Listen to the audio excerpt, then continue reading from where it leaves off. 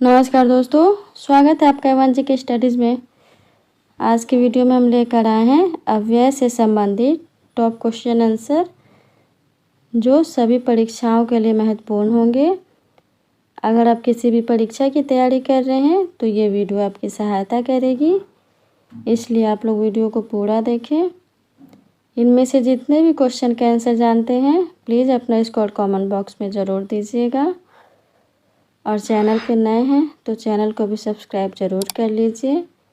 चलिए आगे बढ़ते हैं। आज का आपका पहला सवाल है, जो शब्द लिंग, वचन, कारक, काल के अनुसार परिवर्तन नहीं होते उसे क्या कहते हैं?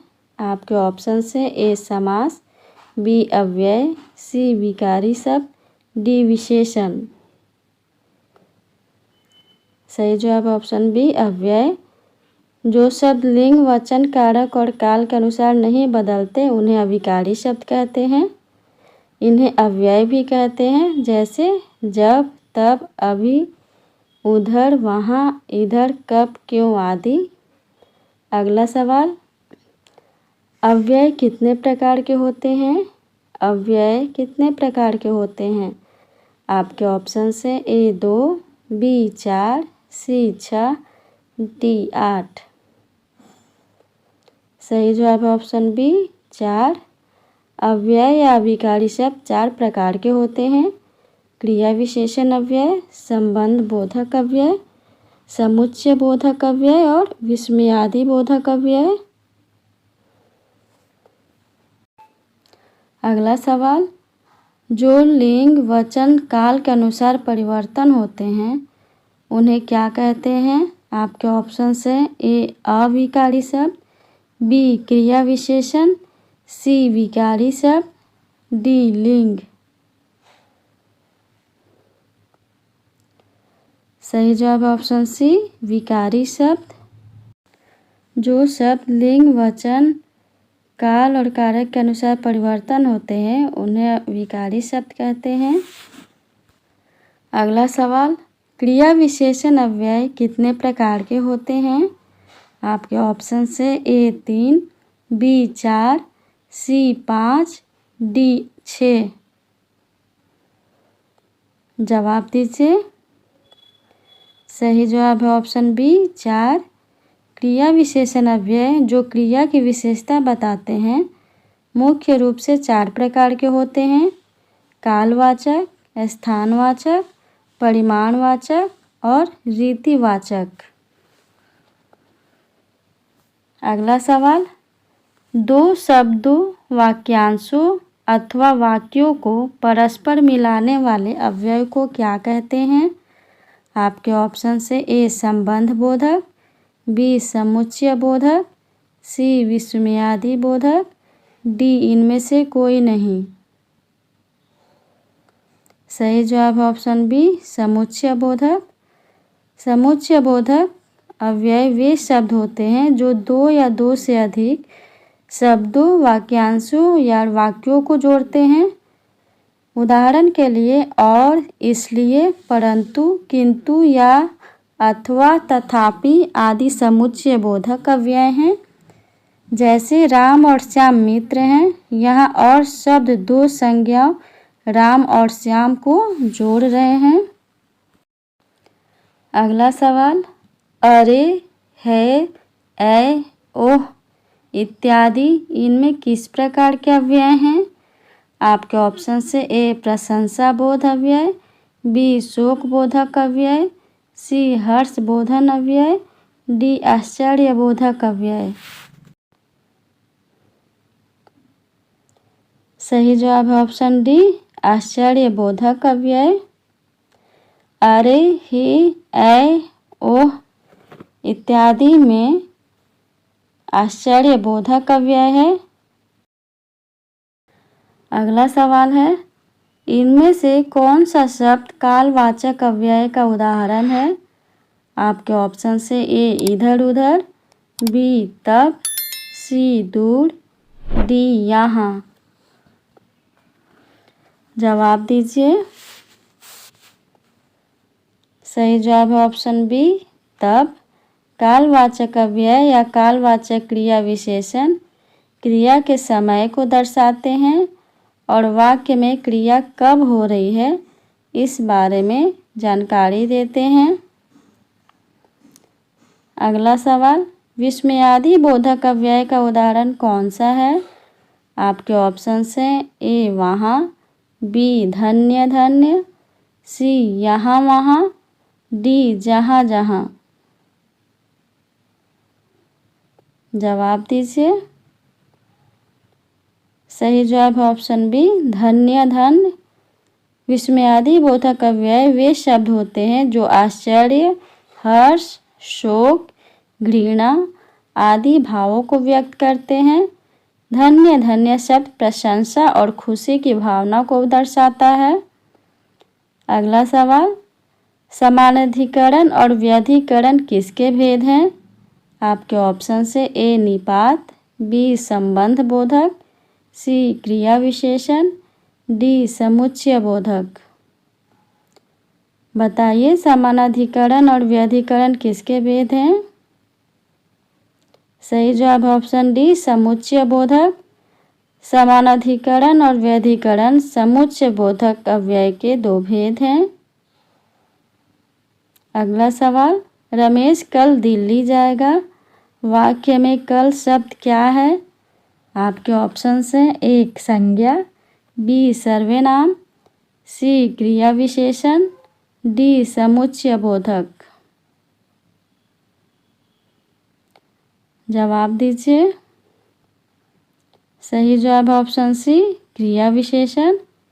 वाक्य रमेश कल दिल्ली जाएगा में कल शब्द समय दर्शाने वाला क्रिया विशेषण है जो यह बताता है कि क्रिया यानी जाना कब है।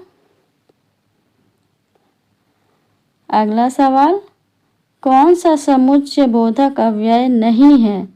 आपके ऑप्शन से ए अर्थात, बी अतएव, सी अथवा, डी आजन्म।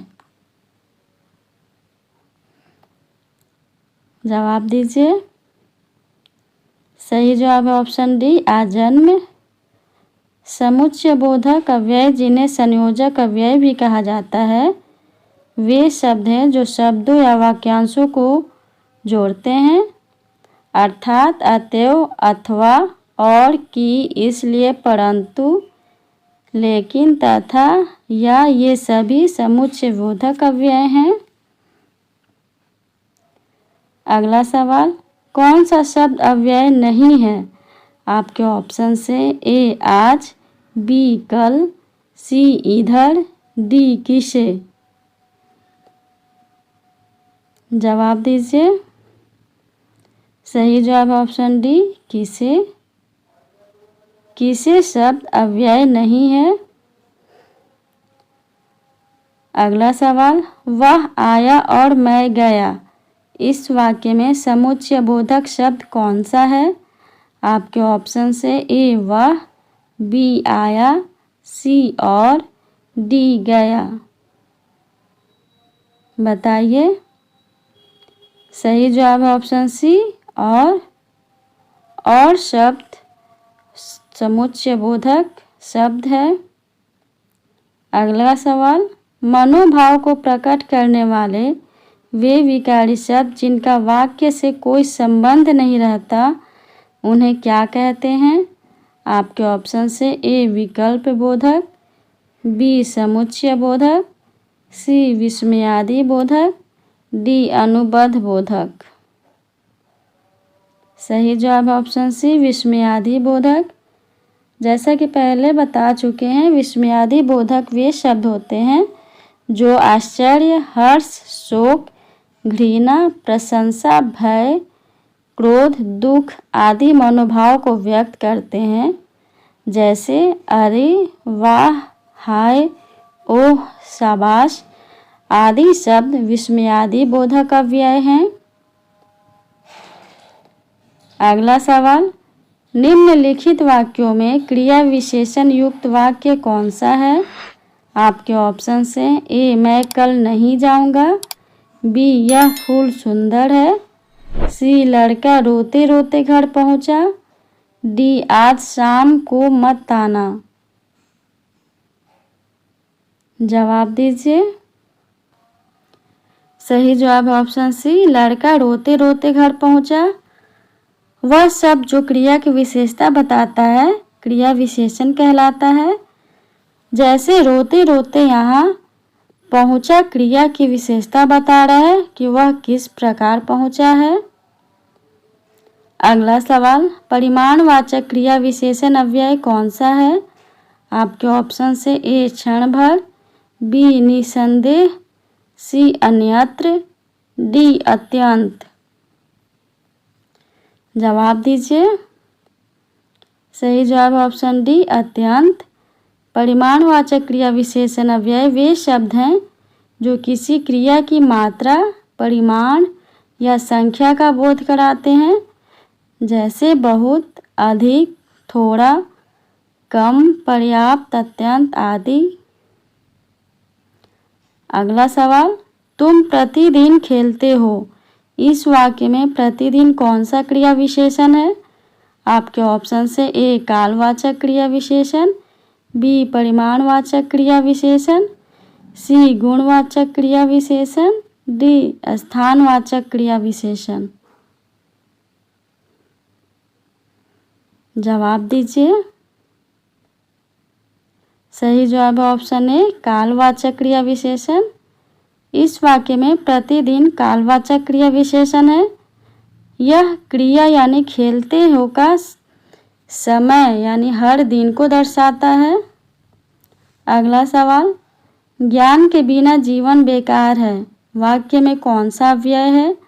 आपके ऑप्शन से ए क्रिया विशेषण, बी समुच्चय बोधक, सी संबंध बोधक, डी विस्मयादि बोधक। जवाब दीजिए। सही जवाब ऑप्शन सी संबंध बोधक। संबंध बोधक अव्यय वे शब्द हैं जो वाक्य में संज्ञा या सर्वनाम का संबंध किसी दूसरे शब्द से जोड़ते हैं। ये अव्यय संज्ञा या सर्वनाम के बाद प्रयोग होते हैं।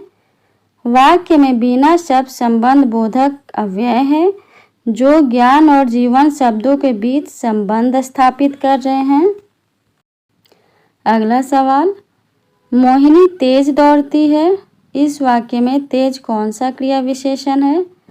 आपके ऑप्शन से ए रीतिवाचक, बी स्थानवाचक, सी कालवाचक, डी परिमाणवाचक। सही जवाब ऑप्शन ए रीतिवाचक। इस वाक्य में तेज रीतिवाचक क्रिया विशेषण है। यह क्रिया दौड़ती है के होने के रीति या ढंग को दर्शाता है कि वह कैसे दौड़ रही है। अगला सवाल, वह साल भर अनुपस्थित रहा। इस वाक्य में किस प्रकार का क्रिया विशेषण है? आपके ऑप्शन से ए कालवाचक, बी रीतिवाचक, सी स्थानवाचक, डी परिमाणवाचक। जवाब दीजिए। सही जवाब ऑप्शन ए कालवाचक। कालवाचक क्रिया विशेषण वह शब्द होते हैं जो क्रिया के होने के समय के बारे में बताते हैं। इस वाक्य में साल भर यह दर्शाता है कि अनुपस्थित रहने की क्रिया पूरे साल भर हुई थी। आगे बढ़ते हैं। अगला सवाल है, भीतर और बाहर किस प्रकार का क्रिया विशेषण है? आपके ऑप्शन से ए रीतिवाचक, बी परिमाणवाचक, सी स्थानवाचक, डी कालवाचक। जवाब दीजिए। सही जवाब ऑप्शन सी स्थानवाचक। भीतर और बाहर स्थानवाचक क्रिया विशेषण है। ये शब्द क्रिया के होने के स्थान या दिशा का बोध कराते हैं। अगला सवाल है, इनमें से समुच्चय बोधक अव्यय कौन सा है? आपके ऑप्शन से ए संग, बी बिना, सी अरे, डी इसलिए। जवाब दीजिए। सही जवाब ऑप्शन डी इसलिए। इसलिए एक ऐसा शब्द है जो कारण और परिणाम को जोड़ता है। जैसे वह बीमार था इसलिए वह स्कूल नहीं गया। आज के लिए इतना ही। अगर वीडियो अच्छा लगा हो तो वीडियो को लाइक और चैनल पे नए हैं तो प्लीज़ चैनल को सब्सक्राइब ज़रूर कर लीजिए। धन्यवाद।